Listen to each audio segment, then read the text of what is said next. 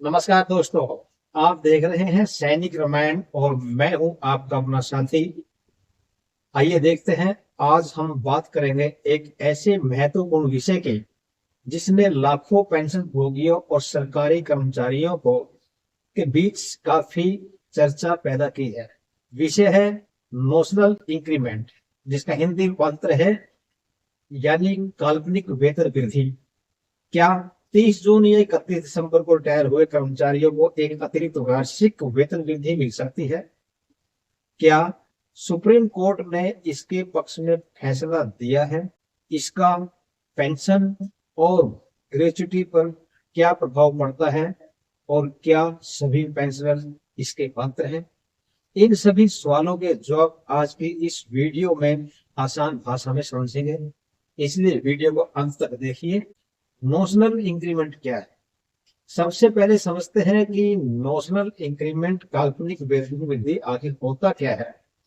सरकारी कर्मचारियों को सामान्यतः हर वर्ष एक निश्चित तारीख को एनुअल इंक्रीमेंट मिलता है। वर्तमान में अधिकांश कर्मचारियों के लिए यह तारीख जो है 1 जुलाई या 1 जनवरी होती है। मान लीजिए किसी कर्मचारी ने पूरे 12 महीने की सेवा पूरी कर ली और उसकी रिटायरमेंट 30 जून को हो जाती है। ऐसे में सवाल उठता है कि जब कर्मचारी ने पूरा 1 साल कार्य किया है तो क्या उसे अगले दिन मिलने वाले इंक्रीमेंट का लाभ मिलना चाहिए? इसी लाभ को नोशनल इंक्रीमेंट कहा जाता है, जिसको काल्पनिक वेतन वृद्धि। अब विवाद कैसे शुरू हुआ, आइए जानते हैं। कई कर्मचारियों ने यह तर्क दिया था कि उन्होंने इंक्रीमेंट अर्न कर ली थी क्योंकि उन्होंने पूरे 12 महीने की क्वालिफाइंग सर्विस पूरी कर ली थी। लेकिन विभागों का कहना था कि इंक्रीमेंट पाने के लिए कर्मचारी का 1 जुलाई को सर्विस में होना आवश्यक है। यहीं से ये विवाद शुरू हुआ और मामला विभिन्न हाई कोर्ट से होते हुए सुप्रीम कोर्ट तक पहुंच गया है। सुप्रीम कोर्ट का महत्वपूर्ण निर्णय। सुप्रीम कोर्ट ने कई मामलों में यह माना कि यदि कर्मचारी ने पूरा 1 वर्ष सेवा की है और केवल इंक्रीमेंट की इफेक्टिव डेट से 1 दिन पहले वो रिटायर हो गया है तो उसे नोशनल इंक्रीमेंट का लाभ पेंशन कैलकुलेशन के लिए दिया जा सकता है। ये सुप्रीम कोर्ट का ऑर्डर। कोर्ट ने यह माना कि इंक्रीमेंट कोई उपहार नहीं बल्कि पूरे साल की सेवा का ये एक नतीजा है, परिणाम है उसका। इसलिए कर्मचारी केवल 1 दिन पहले रिटायर होने के कारण उस लाभ से वंचित नहीं किया जा सकता। यह फैसला हजारों पेंशनर्स के लिए राहत देकर आया। अब किन कर्मचारियों को यह लाभ मिल सकता, आइए जानते हैं।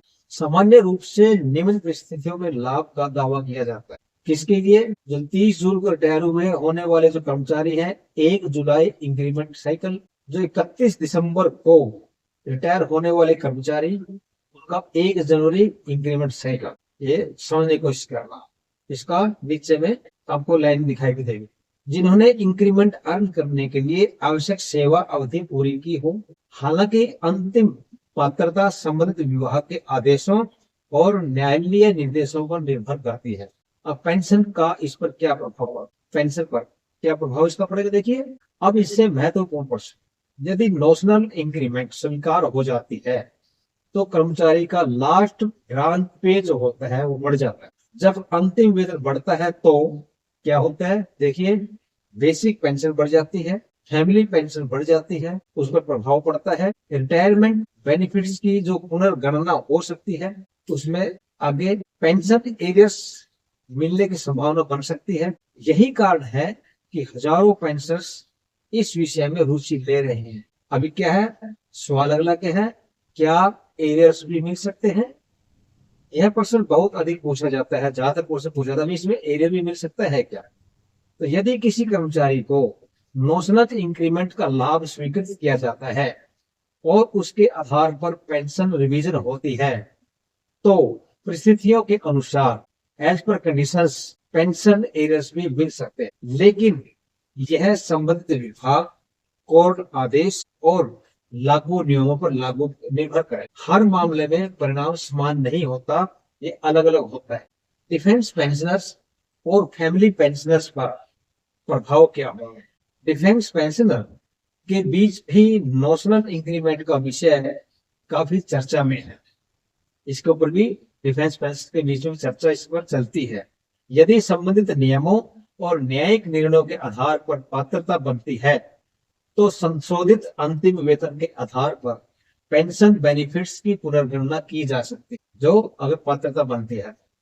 फैमिली पेंशन के मामलों में भी प्रभाव ये पड़ सकता है, क्योंकि फैमिली पेंशन मूल पेंशन से जुड़ी होती है, जो बेसिक पेंशन से जुड़ी होती है। अब इसमें कुछ सवाल पूछे जाते हैं जिसका एफओक्यूज आते हैं, तो उसके देखिए क्या आते हैं। पहला सवाल है, नॉशनल इंक्रीमेंट क्या वास्तविक वेतन वृद्धि है?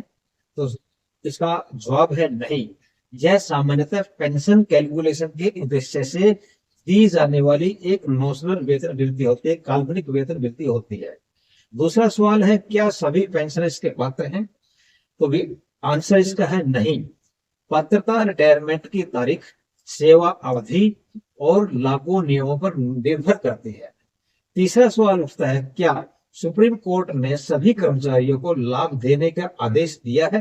तो सुप्रीम कोर्ट के निर्णयों ने महत्वपूर्ण सिद्धांत स्थापित किए हैं, लेकिन प्रत्येक मामले में विभागीय आदेश, डिपार्टमेंटल ऑर्डर्स और उसकी हालात भी महत्वपूर्ण होती है, उसके सर्कमस्टेंसेस भी महत्वपूर्ण होती है। चौथा सवाल है, क्या फैमिली पेंशनर्स को भी लाभ मिल सकता है? तो जवाब है, यदि मूल पेंशन में संशोधन होता है तो उसका प्रभाव फैमिली पेंशन पर भी पड़ सकता है। पांचवा सवाल क्या है, क्या इसके लिए आवेदन करना पड़ता है? तो जवाब है, कई मामलों में जो कंसर्न डिपार्टमेंट को रिप्रेजेंटेशन देना पड़ सकता है। प्रक्रिया विभाग और मामले के अनुसार अलग हो सकती है। अब इसमें कुछ सावधानियां हैं, महत्वपूर्ण सावधानियां क्या है दोस्तों। इंटरनेट और सोशल मीडिया पर इस विषय को लेकर कई धार्मिक जानकारियां चल रही हैं, कोई अनर्गल। तो इसलिए किसी भी निर्णय पर पहुंचने से पहले आपको क्या करना होगा, एक विभागीय आदेश देखें, पेंशन डिस्पर्सिंग अथॉरिटी जहां से आप पेंशन मिलती है उससे जानकारी लें, जो आपकी अथॉराइज जो गवर्नमेंट्स के सर्कुलर्स हैं उनको पढ़ें, और जरूरत होने पर विशेषज्ञों की सलाह जरूर प्राप्त करें। तो दोस्तों, आज हमने समझा कि नॉशनल इंक्रीमेंट क्या है, सुप्रीम कोर्ट का दृष्टिकोण क्या रहा है, किन कर्मचारियों को लाभ मिल सकता है और इसका पेंशन पर क्या प्रभाव पड़ सकता है। तो साथियों, यदि आप 30 जून या 31 दिसंबर को रिटायर हुए हैं तो यह विषय आपके लिए विशेष रूप से महत्वपूर्ण हो सकता है। अगर आपको यह जानकारी उपयोगी लगी हो तो वीडियो को लाइक करें, शेयर करें और चैनल सैनिक रामायण को सब्सक्राइब करना ना भूलिए।